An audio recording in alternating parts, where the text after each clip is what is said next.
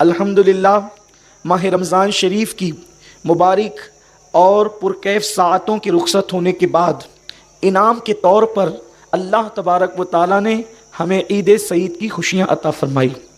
یہ اسلام کا کتنا حسین نظام ہے کہ ماہ رمضان شریف رخصت ہوتا ہے اور پھر اللہ تبارک و تعالیٰ ہمیں عید کی خوشیاں عطا کرتا ہے۔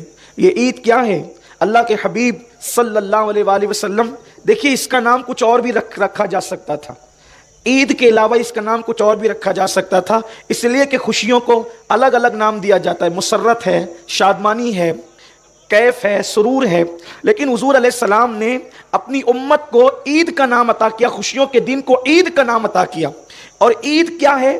عید کہتے ہیں عید عود کرنے کو، یعنی پلٹنے کو۔ ہم کہتے ہیں نا کہ بخار عود کرایا، یہ چیز پلٹ کر آ گئی، تو جو چیز بار بار پلٹ کر آتی ہے عید کہتے ہیں وہ خوشی جو بار بار پلٹ کر آئے۔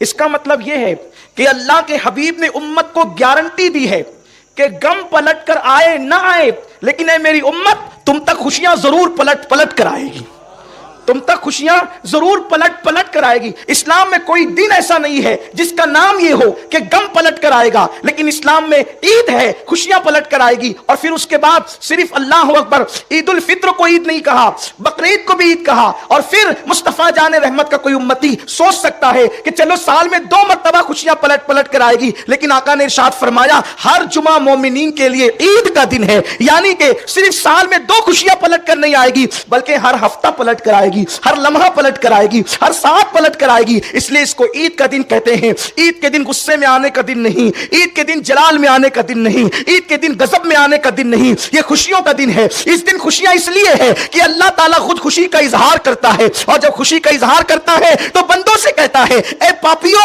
آج تمہارے پاپ نہیں دیکھوں گا، عید کا دن دیا ہے تو اس کے صدقے سارے گناہوں کو بخش دوں گا، سارے گناہوں کی مغفرت کر دوں گا۔ عید کے دن جب عید کی نماز پڑھ کر مسلمان اپنے گھروں کی طرف پلٹتے ہیں تو اللہ اس شان سے عیدی عطا کرتا ہے کہ فرشتوں جا کر اعلان کر دو کہ گناہوں سے ایسے پاک ہو گئے ہیں جیسے ابھی اپنی ماں کے پیٹ سے پیدا ہوئے ہیں، جو مانگیں گے عطا کروں گا، جو مانگیں گے دوں گا۔ اور اس کے بعد فرماتا ہے تمہارے روزے قبول کیے، تمہاری نمازیں قبول کی، تمہاری تراویح قبول کی، تمہاری تسبیح قبول کی۔ بس بات اتنی ہے کہ بندہ اللہ سے امید کرے۔ مجھے ایک بات بہت پسند آتی ہے، ایک مرتبہ یہ ہوا کہ ایک پیغمبر، دیکھو عمل کتنا ہی مختصر ہو، کتنا ہی ٹوٹا پھوٹا ہو، مگر یقین مضبوط ہونا چاہیے اللہ پر۔ ہاں عمل کے معاملے میں ہم کمزور کبھی ہو جائیں تو ہو جائیں، لیکن یقین کے معاملے میں کبھی کمزور نہیں ہونا، یہ خاص بات یاد رکھیں۔ یقین کے معاملے میں کبھی کمزور نہیں ہونا۔ عمل میں کمزور ہونے والا جو ہے وہ بخش دیا جاتا ہے، لیکن یقین میں کمزور ہونے والا بخشا نہیں جاتا، اس لیے یقین بہت مضبوط ہونا چاہیے۔ ایک مرتبہ ایسا ہوا کہ ایک بندہ ایک نبی کے پاس آیا، اور آنے کے بعد اس نے اب اس دور کے نبی سے کہا کہ اللہ تبارک و تعالیٰ سے میں نے یہ عرض کیا تھا لیکن جواب نہیں آیا۔ کیا کہا تھا؟ کہ میں نے عرض یہ کیا تھا کہ اللہ تیرے بندے پریشان ہے، ان کی پریشانیاں دور کر دے۔ تو اس دور کے نبی کو اللہ نے وحی کی، اس سے کہو کہ یہ بڑی باتیں کرنے لگا ہے میرے دربار میں نے اپنے مقبول بندوں کی فہرست سے کاٹ کر اس کا نام مردودوں کی فہرست میں لکھ دیا ہے، یعنی اپنے پسندیدہ بندوں کی فہرست سے نکال کر ناپسند بندوں کی، پسندیدہ بند، توجہ میری طرف کریں، خاص جملہ ہے، پسندیدہ بندوں کی فہرست سے نام نکال کر ناپسند بندوں کی فہرست میں اس کا نام لکھ دیا ہے۔ اتنا سننا تھا وہ وجد کرنے لگا، اس پہ وجد کی کیفیت طاری ہو گئی، وہ وجد کرنے لگا۔ اس دور کے نبی نے کہا پاگل تو نہیں ہو گیا تو؟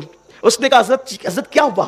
کہا کہ اللہ نے کہا کہ تیرا نام مردود بندوں کی فہرست میں لکھ دیا گیا ہے اور تو وجد کرتا ہے۔ تو اس دور کے نبی کو اس بندے نے کہا آپ نے دیکھا نہیں فہرست کس کی ہے؟ مجھے کیا پڑی کہ محبوب ہو کہ مردود ہو، ہے تو اس کے بندوں کی فہرست میں۔ ارے اس کی فہرست میں آ جائے تو اس سے بڑی سعادت کی کیا بات ہے؟ اس کے بندوں کی فہرست میں آ جائے، اس سے بڑھ کر سعادت کی کیا بات ہے؟ اس لیے اللہ سے ڈرتے ضرور رہو، لیکن ٹینشن اس کا لینے کی ضرورت نہیں ہے کہ ہم نے روزے رکھے قبول ہوں گے کہ رد ہوں گے۔ ارے جب توفیق دی ہے تو انشاءاللہ قبول بھی کرے گا، مگر یقین تو کرو۔ اور اس کے بعد اللہ اکبر، اس نے روزدار بندوں کی فہرست میں اپنا نام لکھ دیا ہے، اس سے بڑھ کر کے سعادت اور کیا ہو سکتی ہے؟ روزدار بندوں کی فہرست، لیکن ڈرتے بھی رہو۔ اللہ رب العزت نے آج عید کی خوشیاں عطا کی ہے، یہ عید کا دن ہے، لیکن اس مبارک دن میں ہم خوشیوں کا اظہار کریں، غریبوں کو مسکینوں کو, جیسا کہ ابھی صوفی صاحب نے بھی فرمایا, خطیب ملت نے بھی فرمایا, ہمارے برادر نے بھی فرمایا کہ غریبوں یتیموں کا خیال کرو. جس خوشی میں غریب شریک نہ ہو وہ خوشی قیامت کے دن عذاب بن جائے گی. بلکہ اللہ کے رسول علیہ السلام نے تو یہاں تک فرمایا سب سے بری دعوت ولیمے کی وہ ہے جس میں غریبوں کو مدعو نہیں کیا جاتا. غریبوں کو, یتیموں کو جمع کریں, ان کو خوشیاں عطا کریں, رشتہ داروں کو. جب اللہ نواز رہا ہے تو ہمیں بھی آج کے دن ہاتھ بڑا کرنا چاہیے, نوازنا چاہیے, خرچ کرنا چاہیے. ایک حدیث پاک ہے, اور اگر ہمارے پاس کوئی امید لے کر آئے اور ہم اس کی امید کو پورا کر سکتے ہیں تو ہمیں اس کی امید کو پورا کرنا چاہیے.